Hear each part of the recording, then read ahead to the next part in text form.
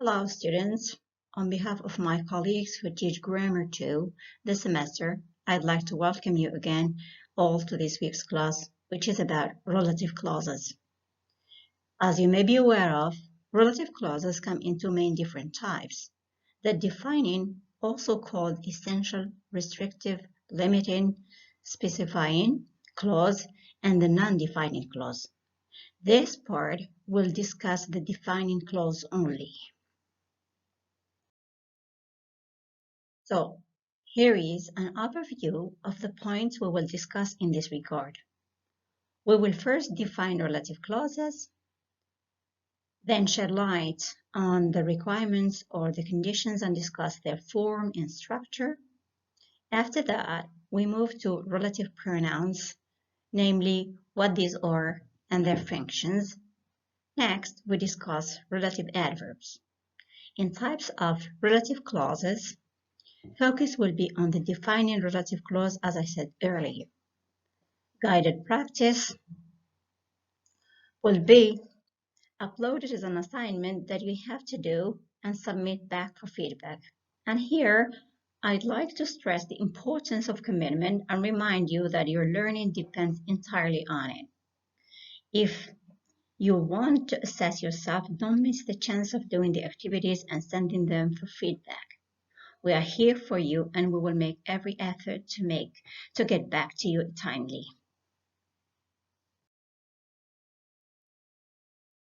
On the definition of relative clauses, what we should retain from this definition that you see on this slide is that a relative clause describes a noun like girl, house, city, or a noun phrase such as coronavirus, home confinement.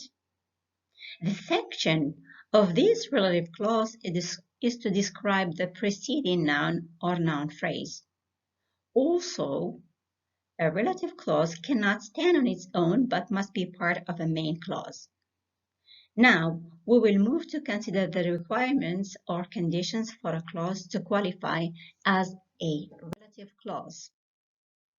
For this, a clause should satisfy these four conditions. It must have a subject and a verb. It must begin with a relative pronoun, and it should function as an adjective answering any of these questions: what kind, how many, or which one. It must follow the noun or noun phrase that it describes. It must follow, right, the noun or noun phrase that it describes. And finally, it must be a dependent clause, as already mentioned. Remember that any relative clause will have either of these two forms that are shown on the slide.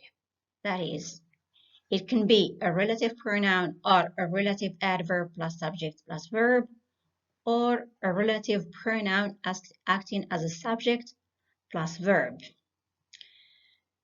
Now, how to form a relative clause? Imagine a man is calling me.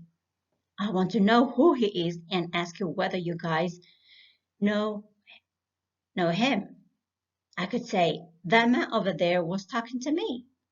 I don't know him, I don't know him, which sounds rather complicated and repetitive, doesn't it? It would be easier with a relative clause. I would put both pieces of information into one sentence. I will start with the most important thing, which is here, I don't know the man. Then what follows should give more information about this man, which is the fact that he was talking to me, and link the two parts via a relative pronoun, who. The result is what you see on the slide. More examples, namely, I don't know the man who was talking to me. And who was talking to me here is the subordinate clause. More examples are provided in the next slide.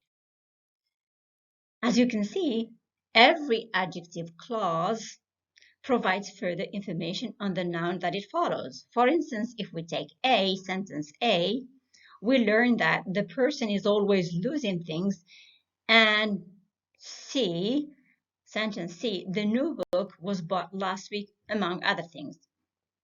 Now that you have an idea about how to form a relative clause and what a relative clause does, we will move to shed light on relative pronouns and see who is who in terms of their uses and functions. Notice that there are 5 relative pronouns. Who for people and objects, and is always in a subject position. The pronoun which, on the other hand, refers to animals and things and can be in either subject or object position depending on the situation, as you can see from the examples on the slide. The possessive pronoun whose stand for the 3 categories, i.e. people, animals, and things. Finally, the pronoun that can be called a passe-partout and occupies either subject or object positions in defining relative clauses, as will be shown later in this presentation. A summary of all these pronouns and their functions is provided in the next slide. As you can see here, you have a chart which tells you which is which and what it does. Now look at these examples carefully. What do you notice? Right, relative pronouns are the subject of the clause. Thus, as pointed out earlier, who and that represent people, while which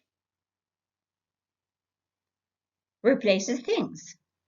These examples should help you with how to combine 2 related sentences using a relative pronoun and which pronoun in what position. Similarly, these examples are meant to help you with relative pronouns in object position. And the examples on these slides, however, illustrate the use of the possessive pronouns. Okay? So far, so clear? Now we move from relative pronouns to relative adverbs. There are 3 relative adverbs.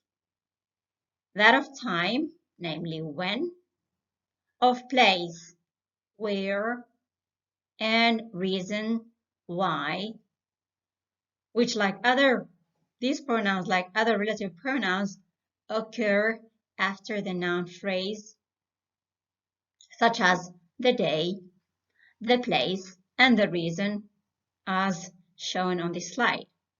Further, they can be used instead of a relative pronoun and a preposition, like the day on which I met him, okay? And here, the day when we met him.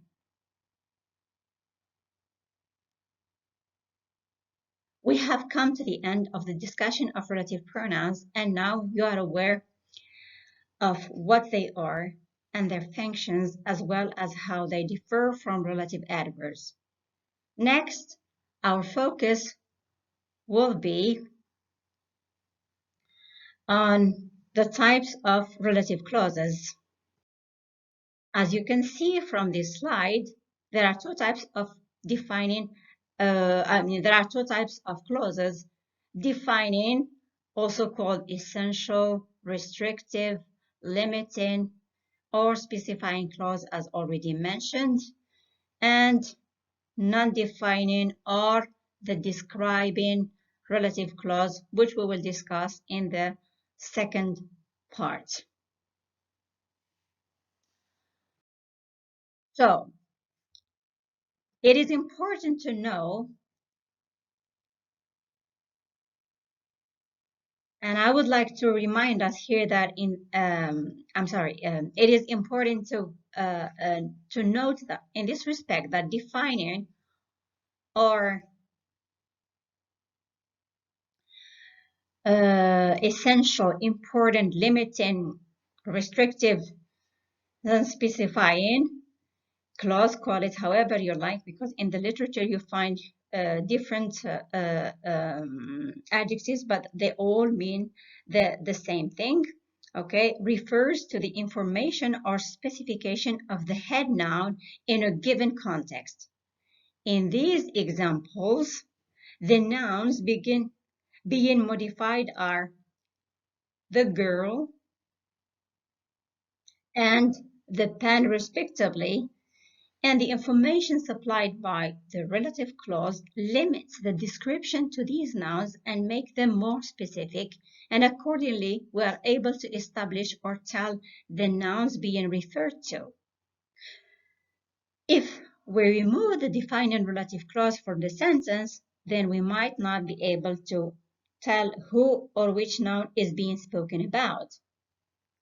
Finally, with defining relative clauses, it is possible to use that in place of who or which for people or things, and this is only true for defining relative clauses.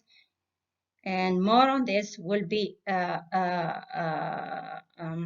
said in the next part. For now, I hope this is clear enough for you guys. And to assess your understanding, I invite you to go to practice, where you have a variety of activities meant to further consolidate your understanding and achieve your learning goals. Please do the activities and post your answers for feedback. Remember, we all need people who give us feedback. That's how we improve, as Bill Gates said.